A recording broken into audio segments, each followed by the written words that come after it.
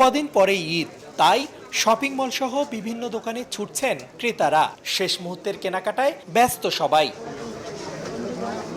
পছন্দের রং ও ডিজাইনের পোশাক কিনতে ক্রেতাদের পদচারণায় মুখর রংপুরের ফুটপাত থেকে শুরু করে অভিজাত বিপণী বিতানগুলো। তবে দাম নিয়ে রয়েছে মিশ্র প্রতিক্রিয়া, যদিও ব্যবসায়ীরা বলছেন বিক্রি আশাব্যঞ্জক। সাধারণত সুপারমার্কেট বা বড় বড় শপিং মলের থেকে এখানে খুব অল্প দামে জিনিস পাওয়া যায়। এজন্যই সাধারণ আমরা নিম্নবিত্ত বা মধ্যবিত্ত লোকেরা ম্যাক্সিমাম সময় এই ধরনের দোকান থেকেই কিনি। বড় বড় মার্কেটে গেলে প্রচণ্ড দাম বেশি চাই, যেমন মনে করেন 500 টাকার জিনিস 2500 টাকা চা বসে থাকে। আর এই ধরনের ছোট দোকানে সাশ্রয় মূল্য পাওয়া যায়। কটন কাপড় মোটামুটি ভালো চুজ করতেছি, আবার সিল্কও পছন্দ হইতেছে, দেখতেছি সব মিলাই সাধ্যের মধ্যেই সব পাওয়া যাচ্ছে। চলমান বৈশ্বিক সংকট সব মিলিয়ে ব্যবসায়ীরা কিছুটা বিপাকে, তারপরেও আলহামদুলিল্লাহ বলতে হবে যে ব্যবসা তুলনামূলকভাবে যেই টার্গেট সেই টার্গেটটা ফিল আপ না হলেও ব্যবসা হচ্ছে।